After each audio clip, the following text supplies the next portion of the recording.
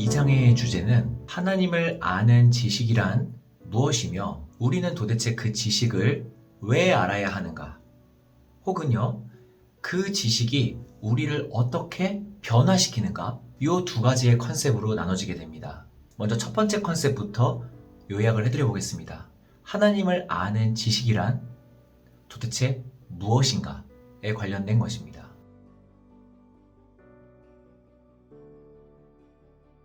먼저 쉬운 비유로 시작해보고 싶습니다. 우리들은 연예인들을 좋아하죠. 근데 그 연예인들에 대해서 우리들은 얼마든지 알아볼 수가 있습니다. 그 연예인의 생일은 언제인지, 과거에 무슨 초등학교, 중학교를 나왔는지, 그리고 관심사는 뭔지까지도 우리들은 얼마든지 정보를 취득해서 알 수가 있다는 거예요. 하지만 그 연예인에 대하여서는 알 수 있지만 그 연예인을 안다라고 볼 수는 없죠. 무엇인가를 안다는 건 그거에 대한 지식을 안다라는 것과 동시에 그 사람과의 교제가 있다라는 것이 전제가 되어 있어요. 그래서 기독교 강요에서 말하는 하나님을 아는 지식이라는 것은 하나님과의 교제를 의미하는 것이지 하나님에 대한 그 정보를 수집하여서 지식적으로 아는 것이 아니다라는 걸 말하고 있습니다. 또 한 가지 전제하고 있는 것이 있습니다. 우리 인간들 측면에서는 도저히 하나님에 대하여 알래야 알 수가 없다라는 것이에요. 우리 인간이 이렇게 죄 때문에 망가져 있는 상태에서는 하나님을 알 수가 없다는 것입니다. 다시 말씀드리자면 살아있는 그 신과의 인간 사이의 교감, 그 교감이 절대 일어날 수가 없다는 겁니다. 물론 앞선 장에서 설명드린 바와 같이 자연을 보며 그리고 나 자신의 인생을 살펴봤을 때 어떤 절대자가 있긴 있구나 라는 그 결론까지는 갈 수가 있지만 그것이 결코 신과 나와의 어떠한 교감까지는 이어지지가 않지 않습니까? 연예인에 대한 정보를 많이 알아봤자 뭐합니까? 전화 한 통화 할 수가 없는걸요.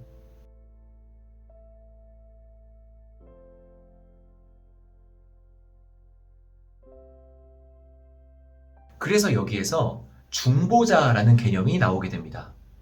우리의 타락한 상태로는, 우리 인간의 더럽혀진 상태로는 신과의 교감을 할 수가 없다.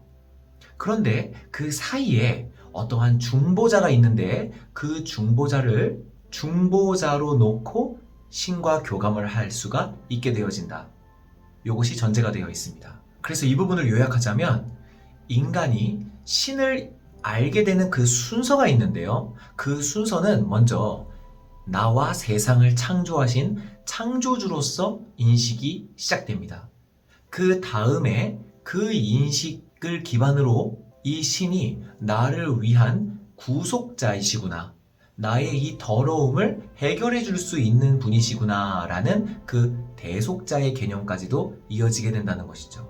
창조자가 원 스텝, 그 다음 대속자가 투 스텝으로 이어지게 되는 인식의 순서라고 볼 수가 있죠. 이 책에서는 하나님을 아는 지식으로 끝나서는 안 되고 그 지식이 내 인격으로 납득이 되어지고 인정이 되어져야만 이게 온전한 하나님을 아는 지식이다 라고 말을 하거든요. 하나님의 능력으로 지금 우주를 지탱하고 계신다. 또 하나님의 지혜로 그것을 운영하고 계신다. 또 하나님은 착하시기 때문에 그것들을 망가뜨리지 않고 보존하시며 또 특별히 하나님은 의롭게 판단하시기 때문에 그 판단력으로 인류를 정의롭게 다스리고 계시고 또 하나님의 긍휼하심 때문에 인류의 죄악들을 참아주고 계시며 또 하나님의 보호하심 때문에 우리들은 보살펴지고 있다라는 사실을 받아들여야 하는 것이죠.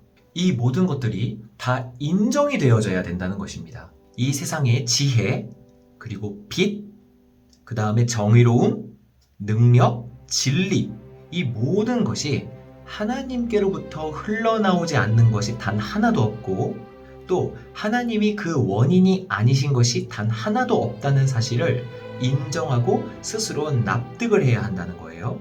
그렇기 때문에 하나님의 판단력을 우리들은 온전히 믿게 되겠죠.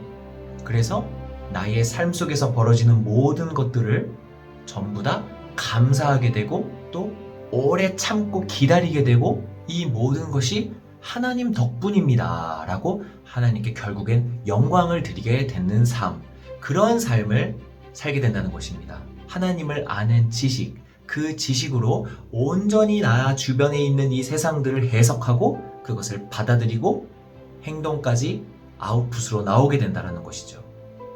내 안에 벌어지는 모든 인풋과 아웃풋이 전부 다 하나님에 대한 지식으로 해석이 되어지게 된다는 변화. 그 변화가 곧 하나님을 아는 지식이라는 것입니다.